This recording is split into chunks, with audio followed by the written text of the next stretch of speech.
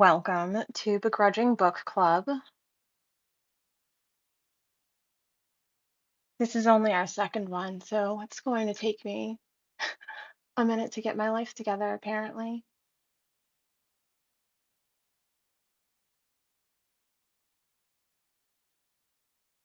This video's not showing up on my. Hi, Fiona. Maybe if I just share this with myself. Yeah, that's what I'm gonna do. Boom. Gotta love 2025. 6. So let's. Hi, Wendy. Ooh, I guess Nathan, you're first up. Your begrudging card is chaos mitigation. Smile vaguely. It confuses people. Mystique over energy. In case you don't know what we do here at Begrudging Book Club, the cards say what they have to say, and then we read some tonight. It's Poe. Then next we have Megan. Let's shuffle. Ooh, reframe. Failure has range. Let it audition. You never know who shows up. And then next up, Eden.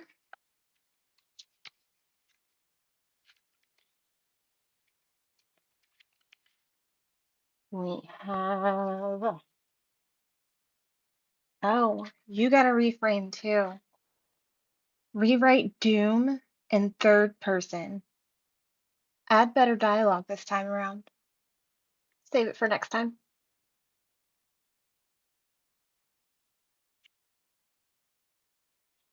And then last up, we've got Wendy.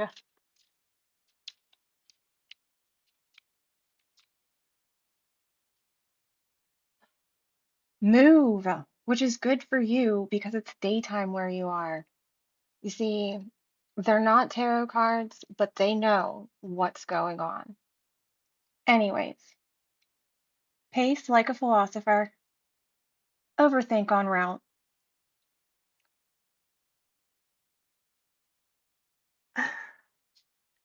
Oh, and Fiona was here, but she left. So, yes, I'm glad you like them. They are our begrudgingly grateful. Oh, there you are. Okay, you weren't on my list for a minute.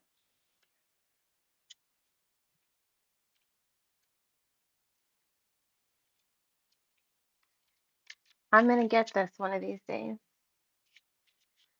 Okay, well, reshuffle. Ooh, here you go. Chaos mitigation. The world's on fire. Compliment someone's shoes. Use civility as spell work. I was riding my bike around, it was a while ago because it's been raining for about a week. And there were these girls, they had to have been about 10, standing on the corner of like a side street, waving cars down and just screaming, "You're beautiful" to everyone who walked by or like drove by. And I feel like that's the energy we need. I have no idea what it was, but it cheered me up and it cheered everybody up. And there were people just honking at them. So compliment somebody's shoes. You never know whose day you're going to make. And it might still be yours.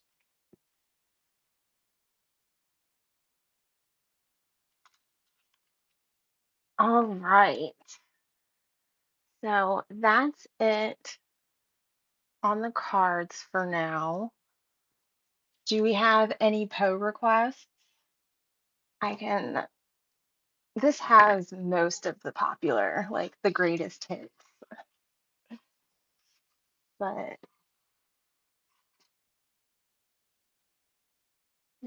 we have over here.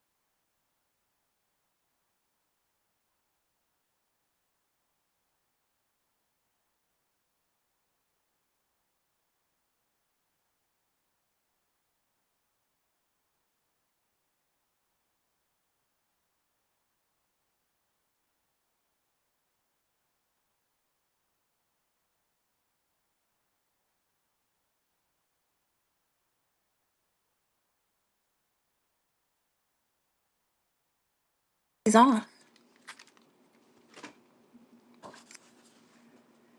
Can we hear now? Oh no.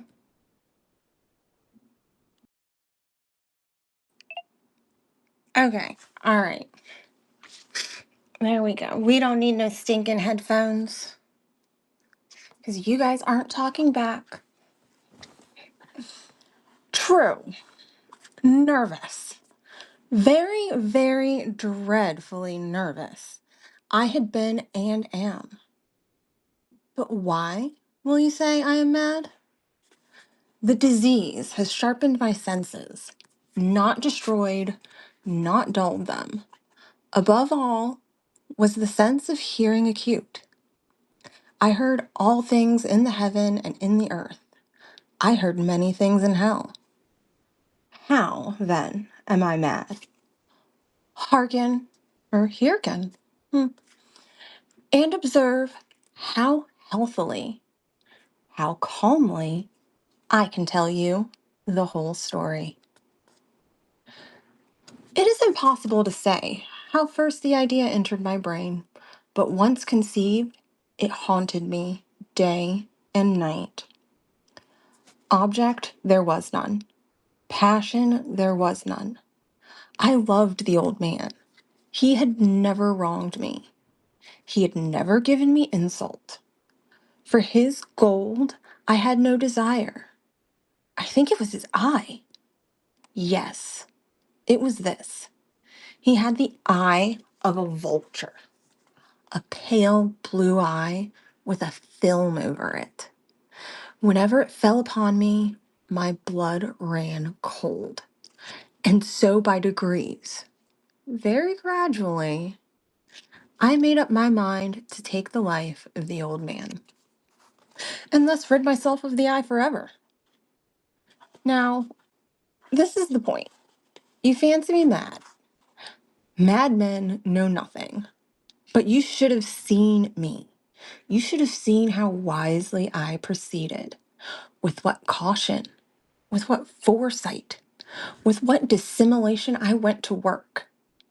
I was never kinder to the old man than during the whole week before I killed him. And every night, about midnight, I turned the latch of his door and opened it. Oh, so gently. And then, when I had made an opening sufficient for my head, I put in a dark lantern, all closed, so that no light shone out.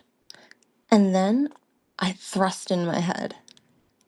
Oh, you would have laughed to see how cunningly I thrust it in. I moved it slowly, very, very slowly, so that I might not disturb the old man's sleep. It took me an hour to place my whole head within the opening so far that I could see him as he lay his head upon the bed. Ha!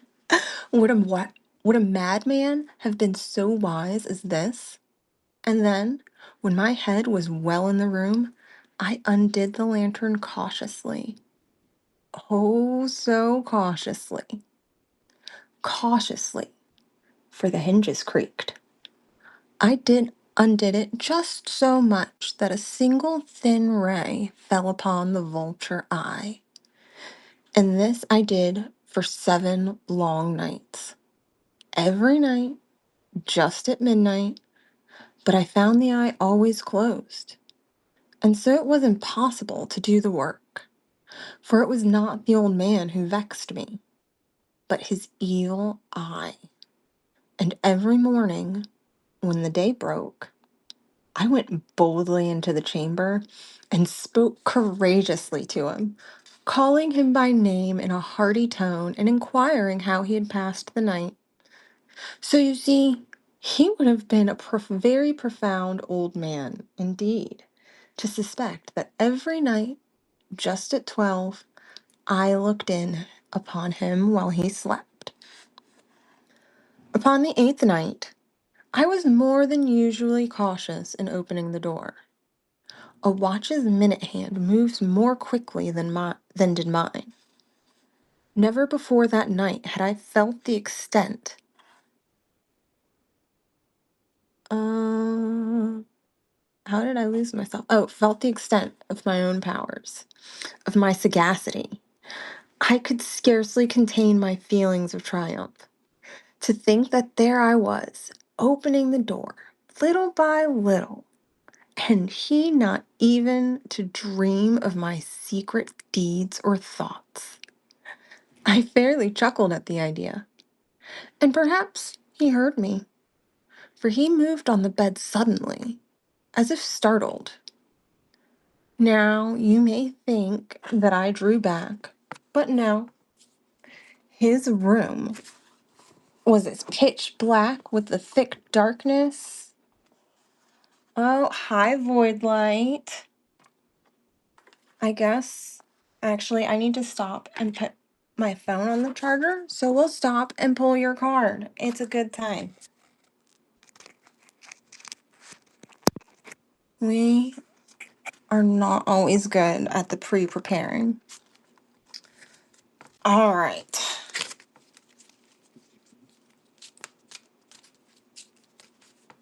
Da, da, da, da. Ooh. Hydrate. Hydration is the closest thing to baptism I'll agree to. Pour, sigh, and pretend it's wine. Gotta drink the water, and then you can drink the wine. Or not, if not drinking wine's your thing.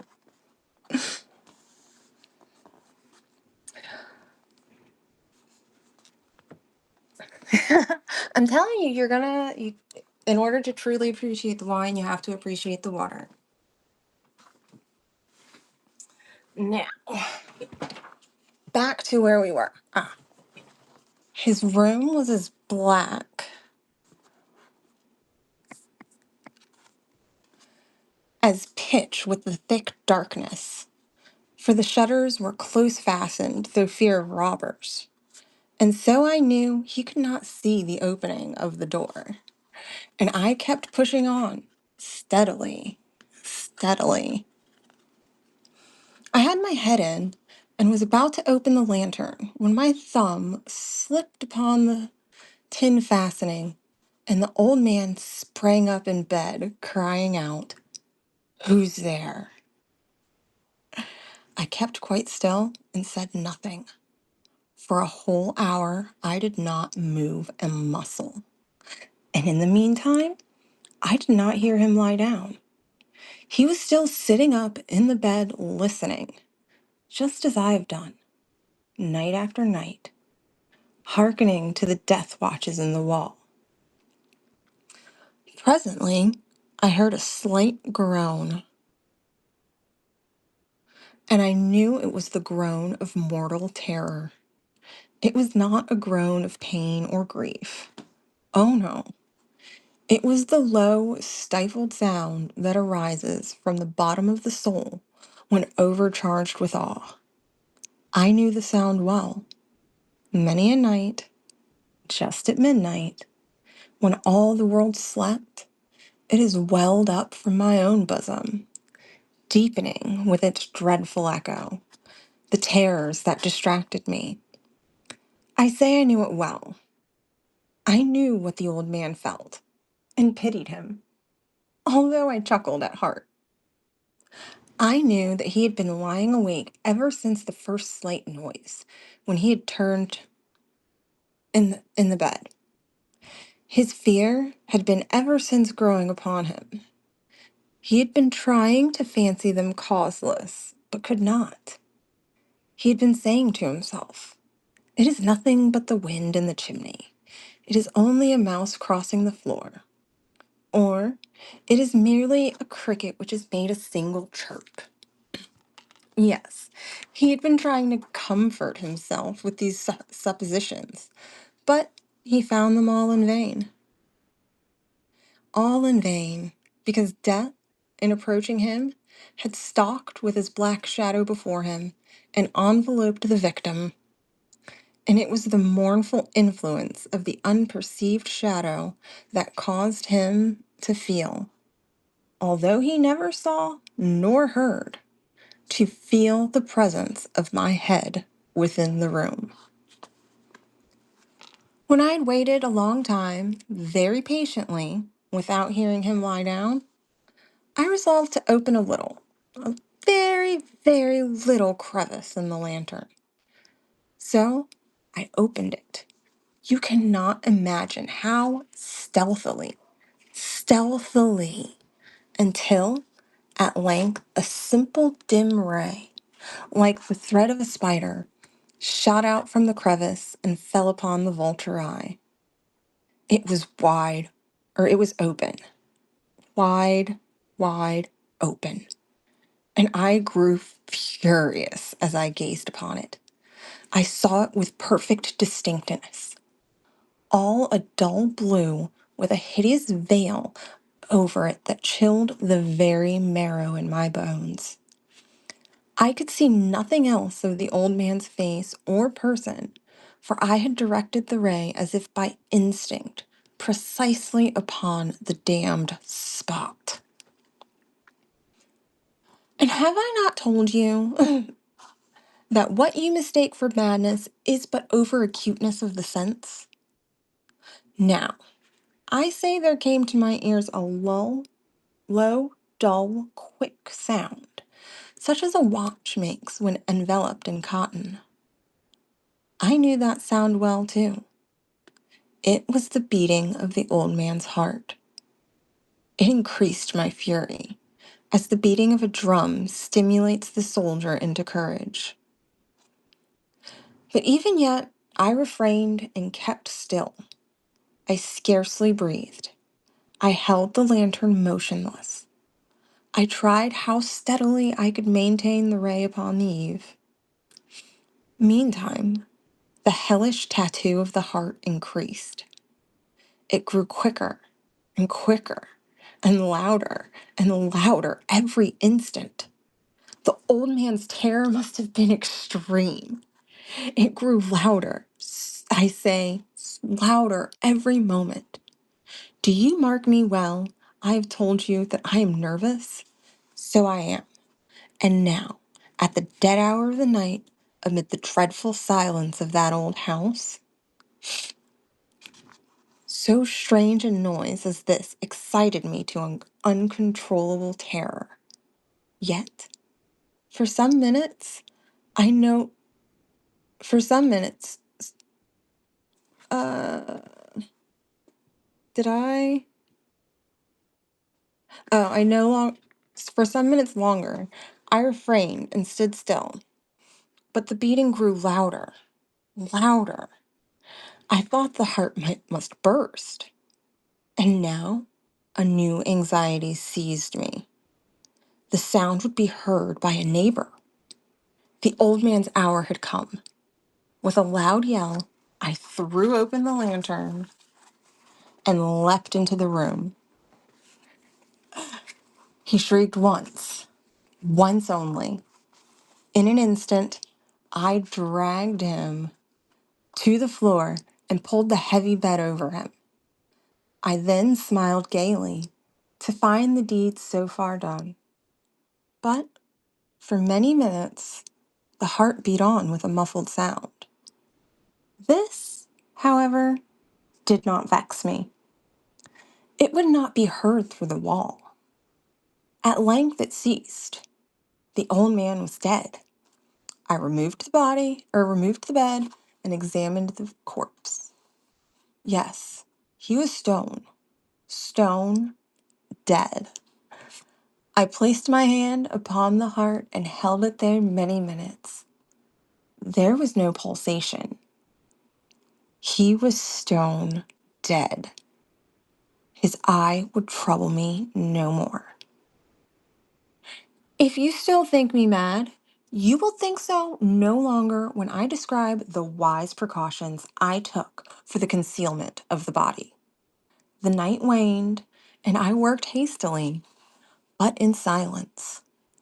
First of all, I dismembered the corpse. I cut off the head, and the arms, and the legs. I then took up 3 planks from the flooring of the chamber and deposited all between the scantlings. I then replaced the boards so cleverly, so cunningly, that no human eye, not even his, could have detected anything wrong. There was nothing to wash out, no stain of any kind, no blood spot whatsoever. I had been too wary for that. A tub had caught all. Ha! Ha! When I'd made an end of these labors, it was 4 o'clock. Yes, it's a good one. Still dark as midnight, as the bell sounded the hour, there came a knocking at the street door. I went down to open it with a light heart. For what had I now to fear? There entered 3 men who introduced themselves, with perfect suavity, as officers of the police. A shriek had been heard by a neighbor during the night. Suspicion. Yes, the most unreliable of narrators. I'm not crazy. I swear I'm not crazy. See, I'm not crazy. I'm anxious, but I'm not anxious. I swear. I gotta keep over everything. And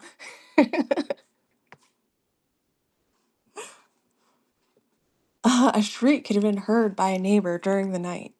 Suspicion of foul play had been aroused. Information had been lodged at the police office, and they, the officers, had been deputed to search the premises. I smiled. For what had I to fear? I bade the gentleman welcome. The shriek, I said, was my own in a dream. The old man, I mentioned, was absent in the country. I took my visitors all over the house. I bade them search well.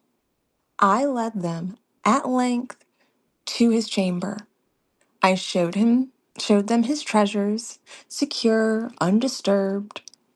In the enthusiasm of my confidence, I brought chairs into the room and desired them here to rest from their fatigues, while I myself, in the wild audacity of my perfect triumph, placed my own seat upon the very spot beneath which reposed the corpse of the victim.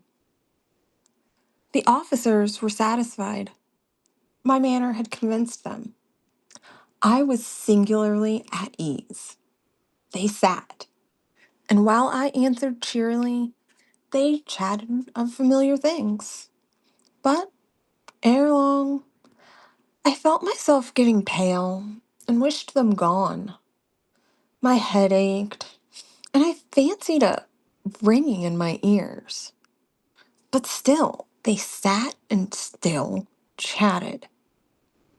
The ringing became more distinct. It continued and became more distinct. I talked more freely to get rid of the feeling, but it continued and gained definiteness until at length I found that the noise was not within my ears. No doubt I now grew very pale, but talked more fluently and with a heightened voice. Yet the sound decreased. And what can I do? It was a low, dull, quick sound, and much such a sound as a watch makes when enveloped in cotton. I gasped for breath, and yet the officers heard it not. I talked more quickly, more vehemently, but the noise steadily increased. Why would they not be gone? I paced the floor to and fro with heavy strides, as if excited to fury by the observations of the men. But the noise steadily increased. Oh God, what could I do? I foamed. I raved. I swore. I swung the chair upon which I had been sitting and grated it upon the boards, but the noise arose over and all continually increased. It grew louder, louder, louder. And still, the men chatted pleasantly and smiled. Was it possible they heard not? Almighty God! No, no. They heard. They suspected. They knew. They were making a mockery of my horror. This I thought, and this I think. But anything was better than this agony. Anything was more tolerable than this derision. I could bear those hypocritical smiles no longer. I felt that I must scream or die. And now, again, hark! Louder! Louder! Louder! Villains! I shrieked. Dissemble me no more. I'll admit the deed, tear up the planks. Here, here, I'm beating of his hidden heart.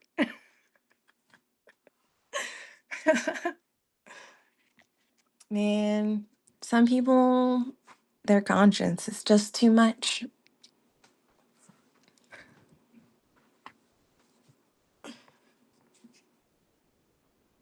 Um, Thank you. If you enjoyed this, you might also like William Wilson, page 97. How long is that one? Ooh, that's a long one. That's like 20 pages. We'd have to like.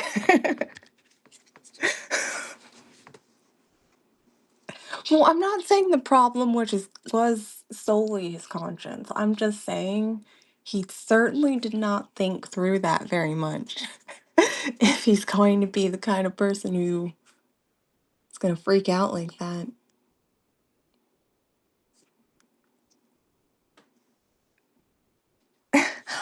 Oh, Tara, you're in here? I didn't even notice when you snuck in. We have to draw you a card. All right, let me shuffle them real quick.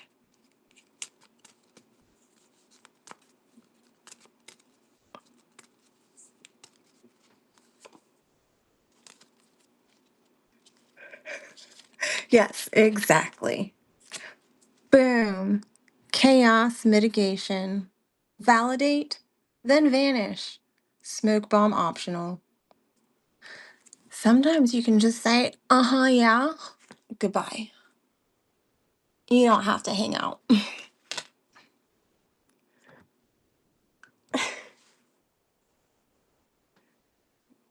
Yes, she is, but also, like, I have everything set up and I'm reading the book, so. So I'm trying to, like, pay attention to the chat while it's going on, but I'm also trying to provide, we're cultivating and curating an atmosphere here. Thank you. I guess there's only a handful of guys. If you want the actual, like, real decks, you can go to begrudginglygrateful.com. Yeah, I'll put a link in there. I do really bad at shamelessly self-promoting. But I thought that this would be a good way to, like, introduce the cards. But yeah, the actual physical cards are on the Begrudgingly Grateful website, which is the Dispatch is the propaganda arm of Begrudgingly Grateful. And I was going to say, since there's only like a handful of you guys in here, I've already sent Fiona some, but I can send you guys a couple little samples of cards that you can print. On the website, you can also buy like full deck, like PDFs. So you can either like print them out yourself or you can just bust them out whenever. Have it a moment, draw a card, read the card, do the thing. Wait, I had a whole slogan for this. I'm so sorry. Like I said, I'm bad at the self promotion. But and it has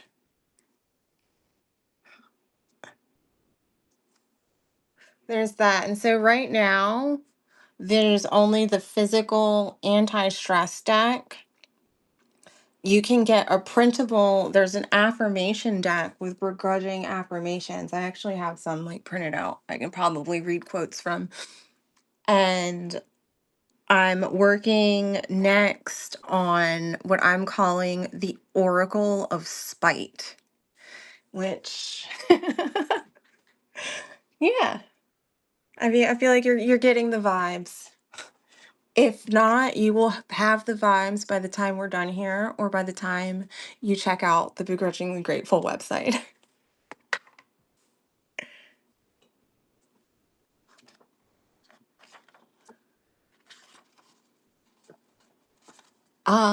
So let's do we read Shadow, a parable, earlier this morning, so we can read Silence, a fable, today or tonight.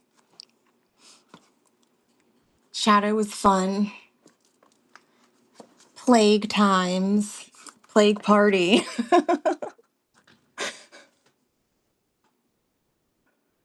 94.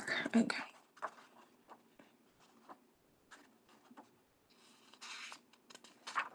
And then I actually, let me see about some of these. I know I have some of the like super short poems.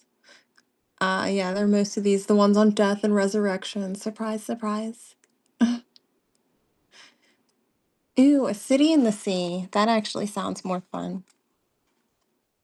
79. The City in the Sea.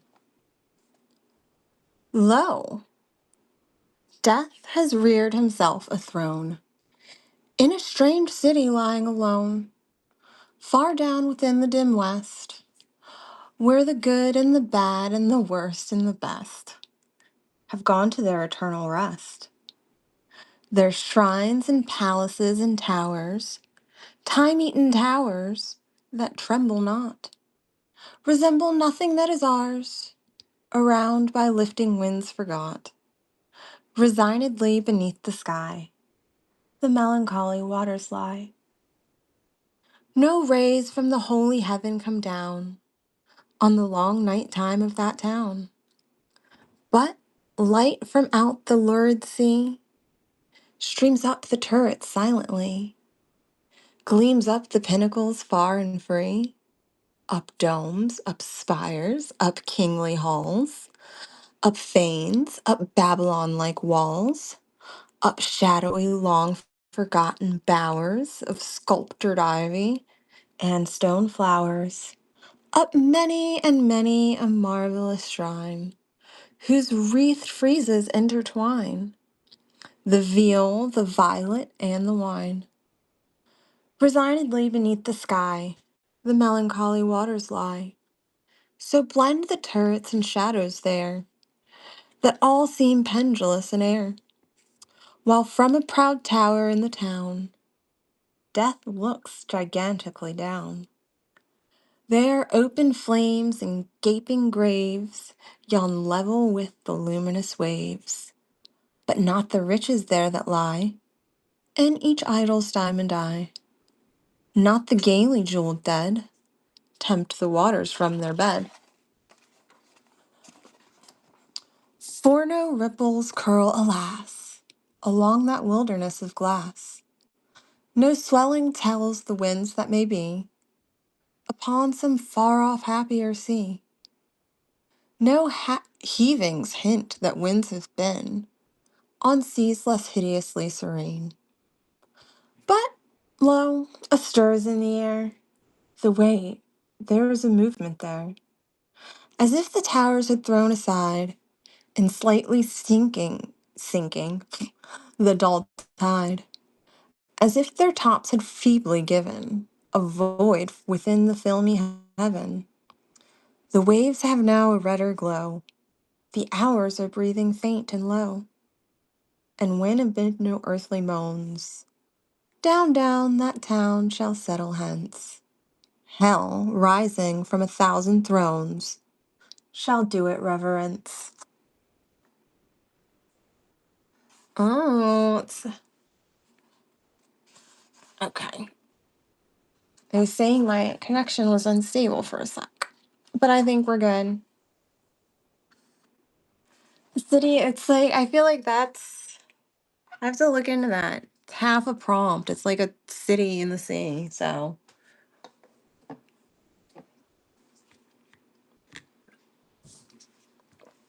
I was kind of like imagining some of the scenery as I was reading.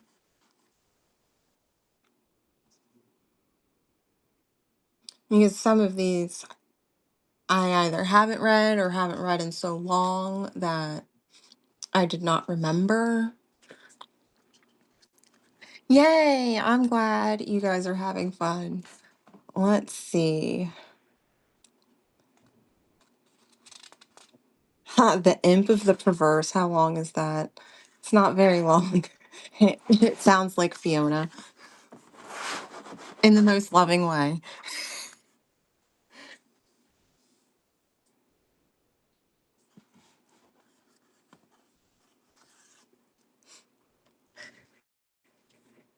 Yeah, it's like almost you can imagine it being like some fantasy movie, which is weird because that's not what you think of when you think of Poe.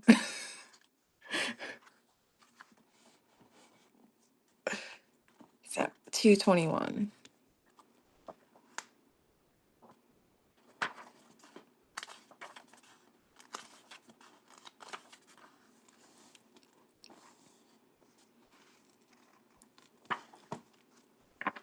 All right.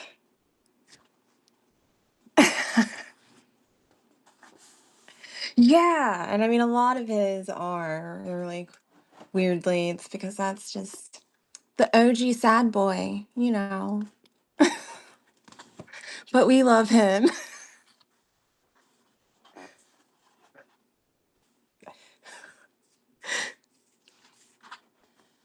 All right. Imp of the Perverse. Let me see this footnote real quick. Okay. Sorry, the footnote was a translation, and that just makes it easier. Okay. Imp of the Perverse. In the consideration of the faculties and impulses of the prima mobilia, primary motivation, of the human soul, the phrenologists have failed to make room for a propensity which, although obviously existing as a radical, primitive, irreducible sentiment, has been equally overlooked by all the moralists who have preceded them.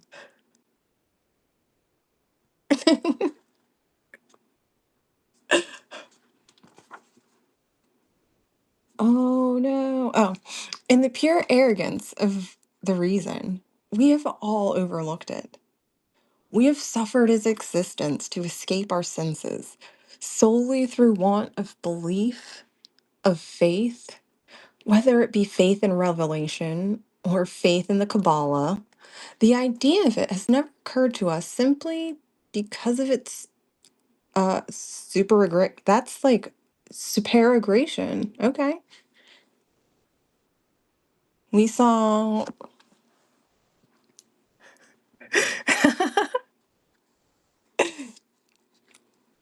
we saw no need of the impulse for the propensity. We could not perceive its necessity. We could not understand, that is to say, we could not have understood, had the notion of this premium mobile ever obtruded itself. We could not have understood in what manner it might have been made to further the objects of humanity, either temporal or eternal. It cannot be denied that phrenology, and in great measure, all metaphysicism, have been concocted a priori. The intellectual or logical man, rather than the understanding or observant man, set him to imagine designs.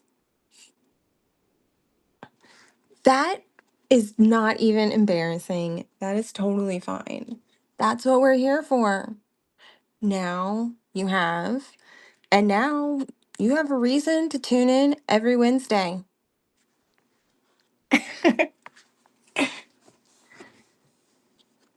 Yeah, I know. I feel like this is definitely an honor then. And maybe I might just have to read The Raven again. I read The Raven this morning, but it's not that long. So we can read The Raven and you'll really get him.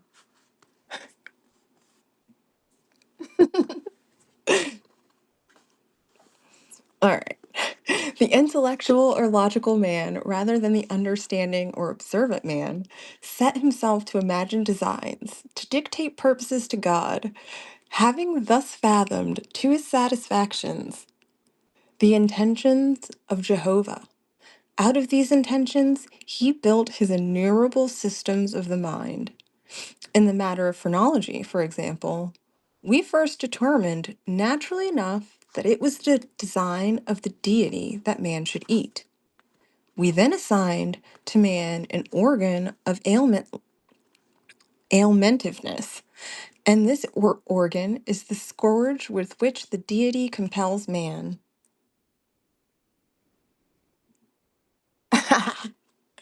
Yeah, I feel like what's the other one? There's another one but I guess it also depends on your high school.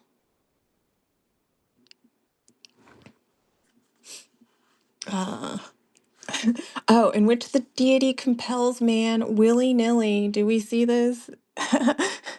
17th century. Or wait, no, 1800s is the 19th century. Willy nilly. I've never seen it spelled that way.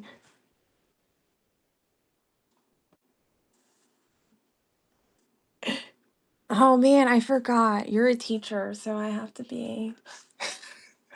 Not I have to be anything, but that means we have like actually credentialed people who know what they're talking about. We can't just, if anytime I don't know, then Wendy's going to be able to call me back. She probably knows half these words I can't pronounce.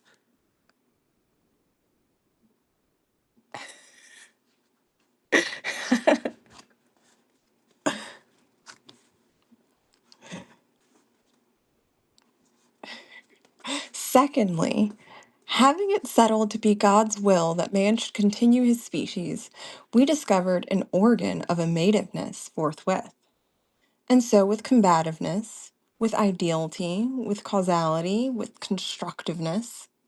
So, in short, with every organ, whether representing a propensity, a moral sentiment, or a faculty of the pure intellect, in these arrangements of the principia of human action, the Spurzheimites, whether right or wrong, in part or upon the whole, have but followed, in principle, the footsteps of their predecessors, deducing and establishing everything from the preconceived destiny of man and upon the ground of the objects of his Creator. It would have been wiser, it would have been safer to classify, if classify we must, upon the basis of which man usually or occasionally did, and was always occasionally doing, rather than upon the basis of what we took for granted the deity intended him to do. If we cannot comprehend God in his visible works, how then in his inconceivable thoughts that call the works into being? If we cannot understand him in his objective creatures, how then in his substantive moods and phrases of caution? Yeah, it's rough out there in those teaching streets. Though its promptings we act without comprehensible object, or if this shall be understood as a contradiction in terms, we may so far modify the proposition um, as to say that through its promptings we act for the reason that we should not. In theory, no reason can be more unreasonable, but in fact, there's none more strong. With certain minds, under certain conditions, it becomes absolutely irresistible. I am not more certain that I breathe than that the assurance of the wrong or error of any action. Honestly, I have to stop here because I don't think I have read this, but even so, like as it is right now, does this not just read like some dude's Substack? Like, this is not read like a story. I feel like I mean, certainly the language is different, but so far I feel like I could read some other guy like writing an or maybe someone else.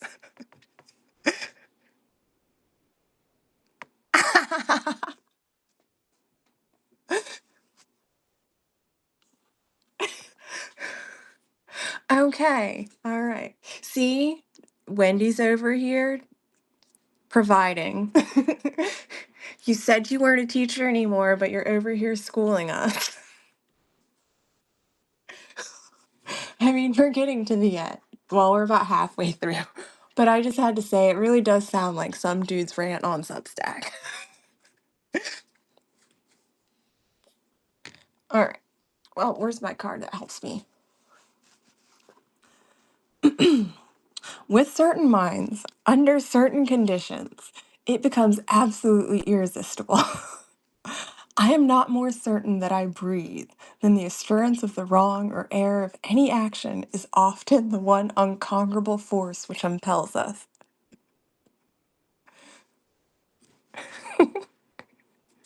Yes, I know. Zenny and Griff tried to resurrect him for the dispatch. They did a Ouija board contact mission. Maybe they'll try again. Friday the 13th is always a weird one.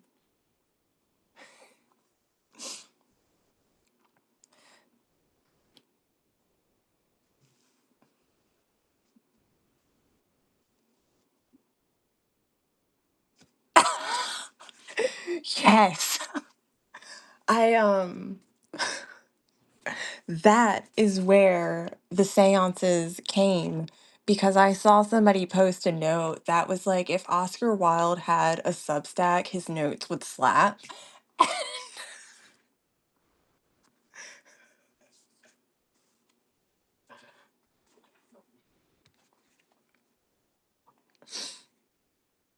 So, I'm on board, but I'm not organizing. I'll show up though. I'll do.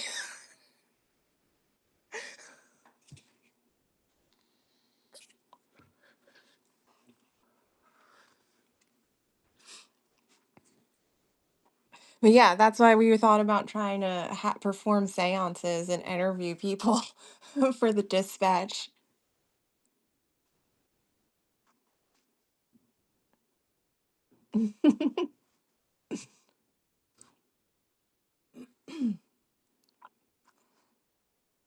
Um, I am not more certain that I breathe than that the assurance of the wrong. Oh, Tales from Sphera. Welcome. We were actually just picking back up, but you'll get your card. Let's shuffle them.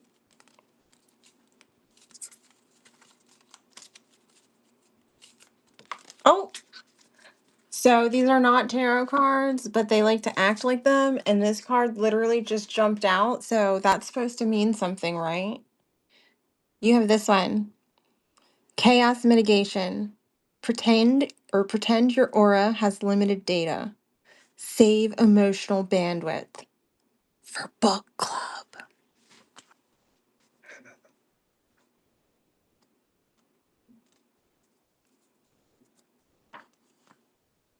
Or I guess like you can do other things, but I like to think that,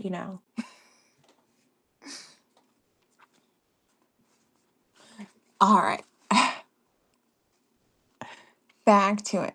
I am not more certain that I breathe than that the assurance of the wrong or error of any action is often the one unconquerable force which impels us, and alone impels us to its prosecution. Nor will this overwhelming tendency to do wrong for the wrong's sake admit of analysis or resolution into ulterior elements. It is a radical, primitive impulse elementary. It will be said, I am aware that when we persist in acts because we feel we should not persist in them, our conduct is but a modification of that which ordinarily springs from the combativeness of phrenology. But a glance will show the fallacy of this idea. The phrenological combativeness has for its essence the necessity of self defense. It is our safeguard against injury. In principal regards to our well being, and thus the desire to be well is excited simultaneously with its development. It follows that the desire to be well must be excited simultaneously with any principle which shall merely be a modification of combativeness. But in the case of that something which I term perverseness, the desire to be well is not only not aroused, but strongly antagonistical sentiment exists. An appeal to one's own heart is, after all, the best reply to the sophistry just noticed. No one who trustingly consults and thoroughly questions his own soul will be disposed to no one or disposed to deny the entire radicalness of the propensity in question. It is not more incomprehensible than distinctive. There lives no man who at some period has not been tormented, for example, by an earnest desire to tantalize a listener by circumlocution. The speaker is aware that he displeases. He has every intention to please. He is usually curt, precise, and clear. The most laconic and luminous language is struggling for utterance upon its tongue. It is only with difficulty that he restrains himself from giving it flow. He dreads and deprecates the anger of him whom addresses. Yet the thought strikes him that by certain involutions in parenthesis, this anger may be engendered. That single thought is enough. The impulse increases to a wish, the wish to a desire, the desire to an uncontrollable longing, and the longing to the deep regret and mortification of the speaker, and in defiance of all consequences, is indulged. Yeah, so it does sound like it's a pretty verbose Substack rant that's about to say, I did something, and we're all human. We do things. It's fine. Um, We have a task before us which must be speedily performed. We know that it will be made or be ruinous to make delay. The most important crisis of our life calls, trumpet tongued, for immediate energy and action. We glow. We are consumed with eagerness to commence the work, with the anticipation of who's. And we just read The Telltale Heart. So, like, even if you think about this and then put yourself in that guy's shoes, because it's the same thing that happened. The impulse increased to a wish, the wish to a desire, the desire to an uncontrollable longing, and that longing longed itself right on into his room. And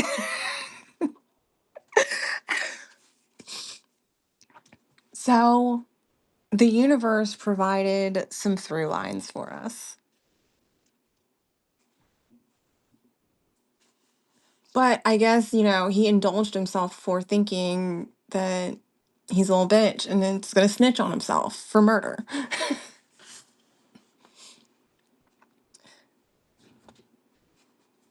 All right. Sorry, I went on my little side quest. We have a task before us, which must be.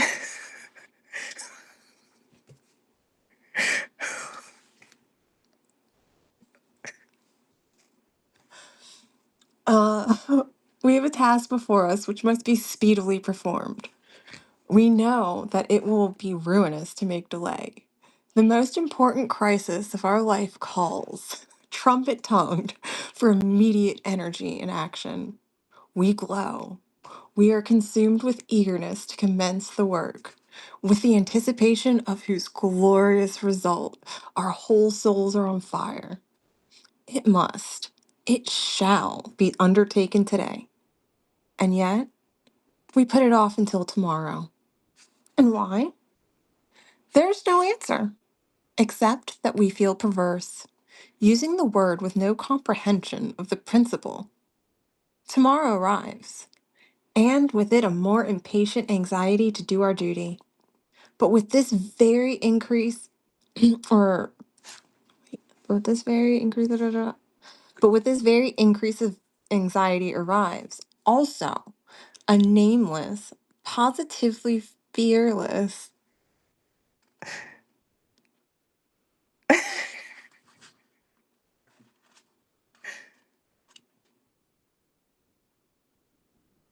I Well, I feel like we have to keep it real, and part of me thinks that it's going to be super boring if I do stop paying attention, and I gotta keep track on pulling cards, and yeah, we're still making it up, but I'm glad we like how it's going.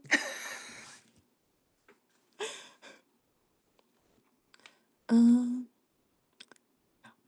oh, also, a nameless, a positively fearful, become unfathomable craving for delay. This craving gathers strength as moments fly. The last hour for an action is at hand. We tremble with the violence of the conflict within us, of the definite with the indefinite, of the substance with the shadow. But if the contest have proceeded thus far, it is the shadow which prevails. We struggle in vain. The clock strikes, and it's the knell of our welfare. At the same time, it is the chanticleer. Note to the ghost that has so long overawed us. It flies, it disappears. We are free. The old energy returns. We will labor now. Alas, it is too late. We stand upon the brink of a precipice. We peer into the abyss. We grow sick and dizzy. Our first impulse is to shrink from the danger. Unaccountably, we remain. By slow degrees, our sickness and dizziness and horror become merged in a cloud of unnameable feeling.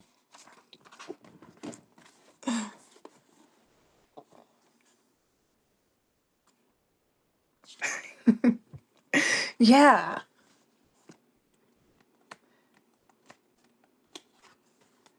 And even as he's ranting about procrastination and, yeah, procrastinating on apparently murder, here I was, but who knows? I guess perverse is not always what us smut girlies think sometimes.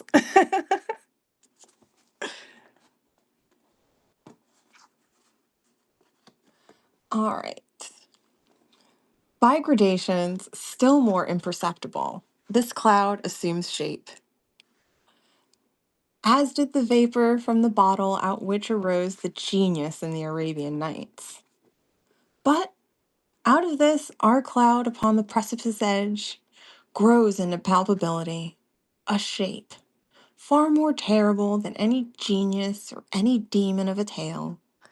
And yet it is but a thought, although a fearful one, and one which chills the very marrow of our bones with the fierceness of the delight of its horror. Yeah, the delight of its horror.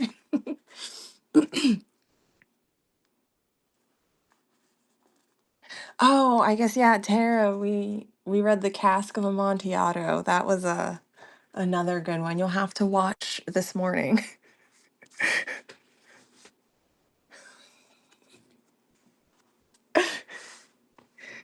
Uh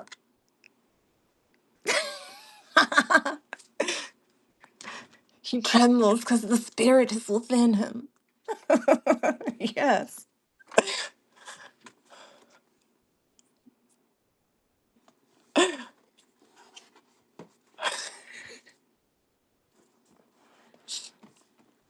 And I mean, really, you could think all his stuff is like about longing. And on one side, you're like, oh, isn't that cute? And then the other one's like, really? You fell in love with your cousin when she was like, what, 8, 12, something insane, and she died? Or no, it was his neighbor. And then he ended up marrying his cousin. But nonetheless, like, your one true childhood love dies, and you're just gonna sad boy drink it up forever and then die in the streets in Richmond all broke. Oh my gosh, there's murder going on in here.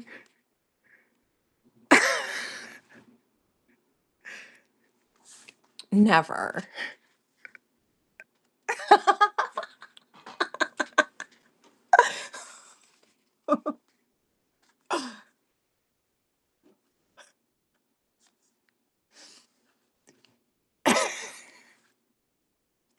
Yeah, he would certainly.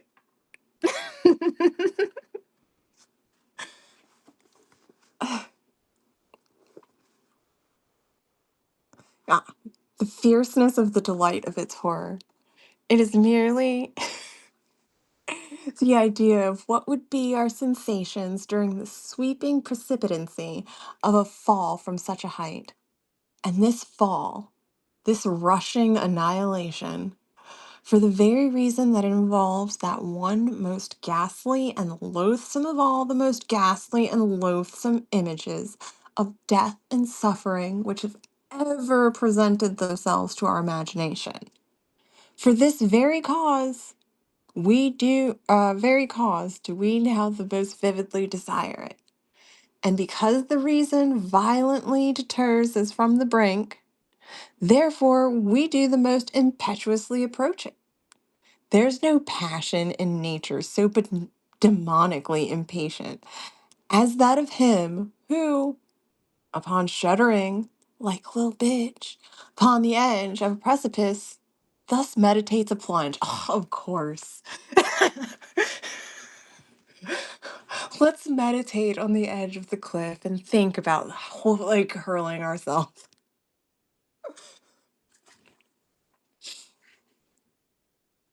Shaggy has a song with Robin Thicke that recently came out, and it got stuck in my head the other day. So you can check that out for yourself and enjoy it. It's a very springy, summery jam. And I mean, hopefully it's just the one lady he's talking to, but I don't judge. He can do what he wants. To indulge for a moment in any attempt at thought is to be inevitably lost. for reflection, but urges us to forbear. And therefore it is, I say, that we cannot. If there can be no friendly arm to check us, if we fail in a sudden effort to prostrate ourselves backward from the abyss, we plunge and are destroyed. Examine these similar actions as we will. We shall find them resulting in solely from the spirit of the perverse. We perpetuate them because we feel that we should not. Beyond or behind this, there is no intelligible principle, and we might indeed deem this perverseness a direct instigation of the arch fiend. Yeah, and I feel like if I know he would do that. Ash, welcome to Begrudging Book Club. Greetings, citizen. Let's pull your card while we pause to discuss maybe not stopping Poe from hurling himself off the edge of the cliff because he's a bitch boy. Or at least that's what we've gathered. We're like 2/3 of the way through Imp of the Perverse. Ooh, you got Soothe. Quiet is a weapon. Use responsibly. Reload with breath. We are this is Imp of the Perverse. It's by Edgar Allan Poe. We're just picking stuff on maybe. Yeah, I do have some sayings from these cards on t-shirts, but I just picked a couple because I mean, can't choose them all, but maybe we'll have a vote and that can be the next shirt. Citizen's favorite card. Or that can be like a custom thing if you want to.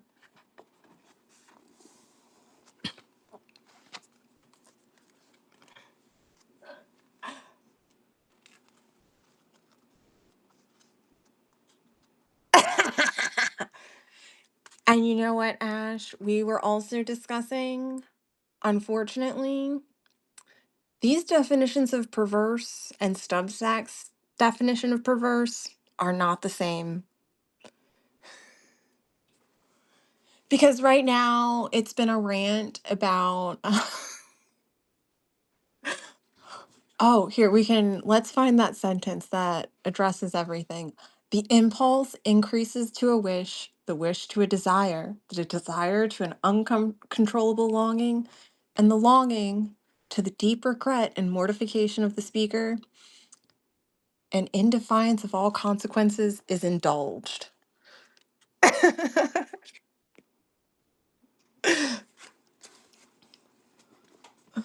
So, but really, the only indulgence it sounds like the imp of the sloths. Like it sounds like this is more about being slovenly.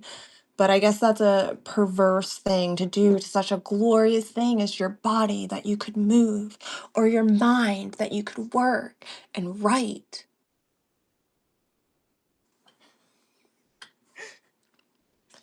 So it's like the perversion of productivity. And I mean, also, going to the edge of the cliff and contemplating a plunge, wishing someone were there to stop you.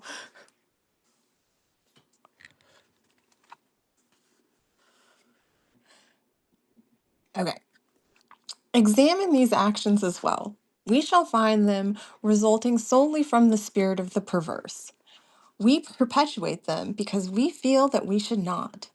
Beyond or behind, there is no intelligible principle, and we might indeed deem this perverseness a direct instigation of the arch fiend, were it not occasionally known to operate in the furtherance of good.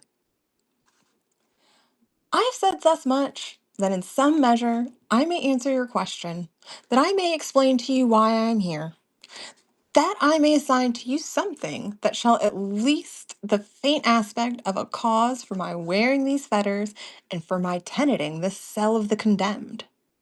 Had I not been thus prolix, you might either have misunderstood me altogether or, with a rabble, have fancied me mad. As it is, you will easily perceive that I am one of the many uncounted victims of the imp of the perverse. Mm, Water break, sorry. It is impossible that any deed could have been wrought with a more thorough deliberation. Here we go again. For weeks, for months, I pondered upon the means of the murder. I rejected 1,000 schemes because their accomplishment involved a chance of detection. At length,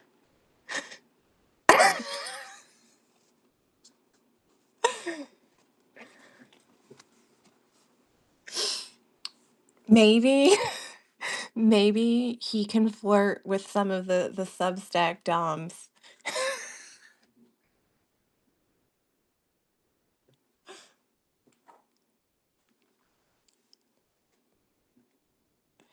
Uh, at length, in reading some French memoirs, I found an account of a nearly fatal illness that occurred to Madame Pilau through the agency of a candle accidentally poisoned.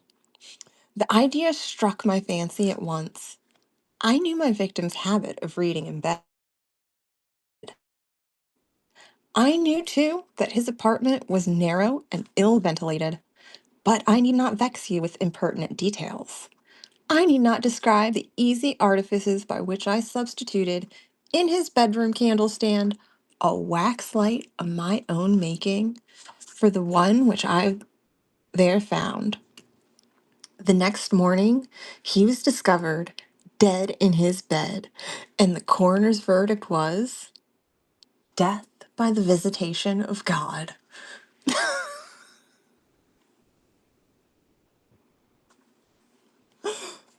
That was for both, for terror and death by the visitation of God. Like, okay. Having inherited his estate, all went well with me for years. Idea of detection never once entered my brain. Of the remains of the fatal taper, I had myself carefully disposed.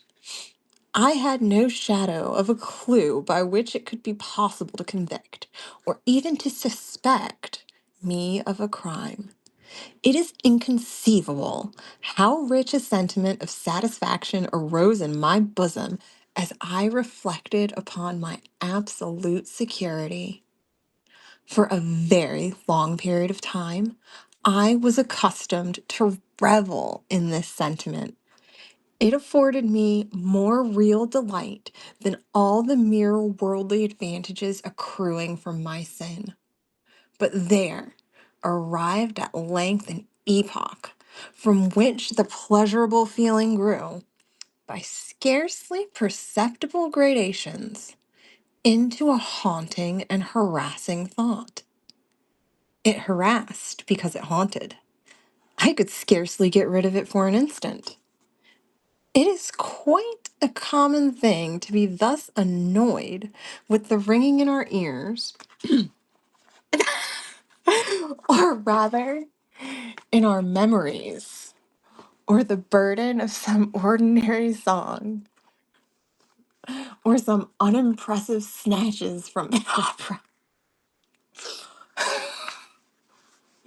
Um, I'll just say I have a friend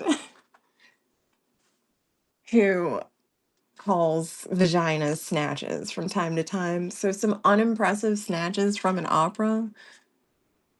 Could it be that? Maybe, maybe not.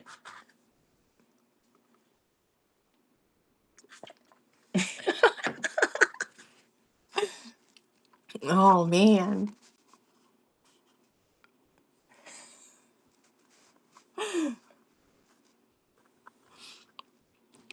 Nor will we be less tormented.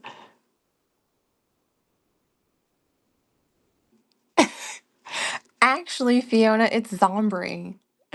We went to high school together. So we've known each other for a very long time.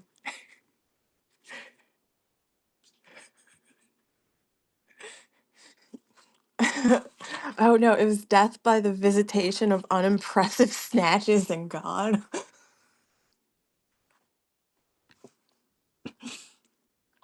All right. Nor will we be the less tormented if the song in itself is good, or the opera air meritorious. In this manner, at last, I would perpetually catch myself pondering upon my security and repeating in a low undertone phrase, I am safe. One day, while sauntering along the streets, I arrested myself in the act of murmuring, half aloud, these customary syllables. I know. Yeah, if only. I guess what time is it there? Yeah, he's still sleeping. Um, Half aloud, these customary syllables, in a fit of petulance, I remodeled them thus. I am safe. I am safe. Yes, if I be not fool enough to make open confession. Mm. No sooner had I spoken these words than I felt an icy chill creep to my heart. I had had some experience in these fits of perversity, whose nature I've been at some trouble to explain.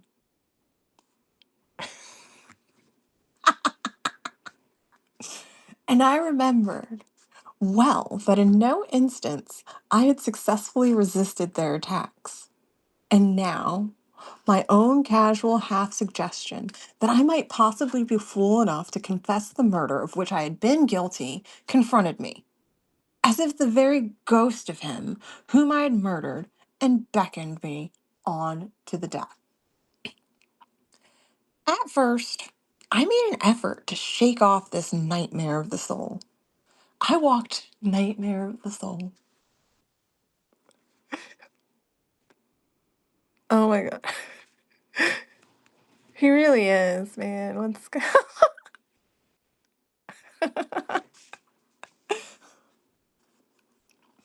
I walked vigorously, faster, still faster. At length I ran. I felt a maddening desire to shriek aloud. Every succeeding wave of thought overwhelmed me with new terror. For alas, too well understood to think, in my situation, was to be lost. I still quickened the pace. I bounded like a madman through the crowded thoroughfares. At length, the populace took the alarm and pursued me. I felt then the consummation of my fate. Could I have torn out my tongue, I would have done it. But a rough voice resounded in my ears. A rougher grasp seized me by the shoulder. I turned. I gasped for breath. For a moment, I experienced all the pangs of suffocation. I became blind and deaf and giddy, and then some invisible fiend, I thought, struck me with his broad palm upon the back. The long imprisoned secret burst forth from my soul. They say that I spoke with a distinct enunciation, but with marked infinite emphasis and passionate hurry, as if in dread of interruption before concluding the brief, but pregnant sentences that consigned me to the hangman and to hell. Having related all that was necessary for the fullest judicial conviction, I fell prostrate in a swoon. But why shall I say more? Today, I wear these chains and am here. Tomorrow, I shall be fetterless. But where? Oh man. Oh my gosh, we've got titties.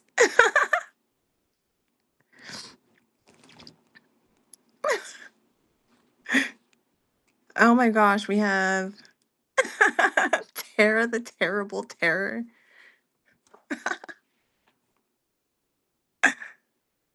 Oh my goodness. No. You're fine. We're done. That was the end. He's about to die. This was like, so we were a little bit off. It's if he managed to like write this rant and then his friend put it on his Substack as his final, like, your my last testament is this rant about the perverseness.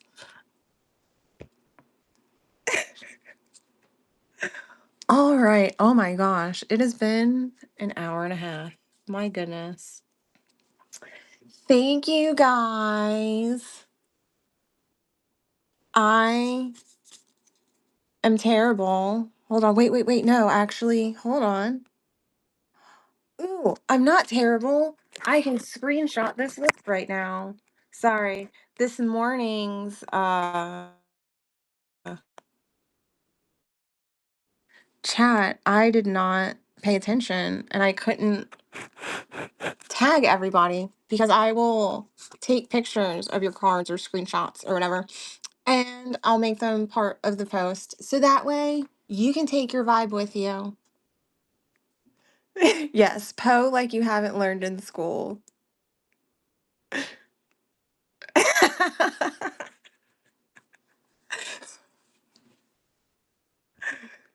Well, thanks everybody.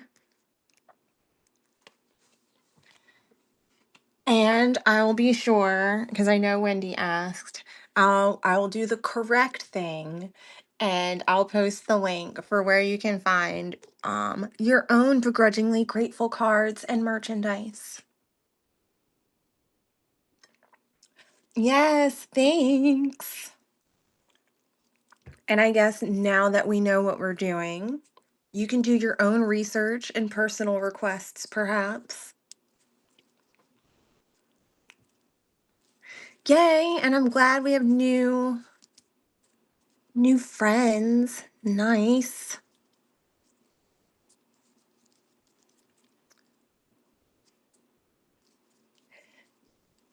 I do what I can. The universe provides. I just show up and do what I want.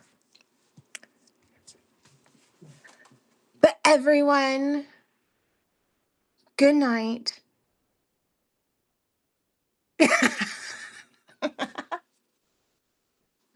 And we'll definitely be doing this again. I think I like doing a daytime sesh and a nighttime sesh. And I now have some extra free time on Wednesdays. So I think, and also Wednesday's hump day. So gotta get over the hump and then coast on through. Mwah.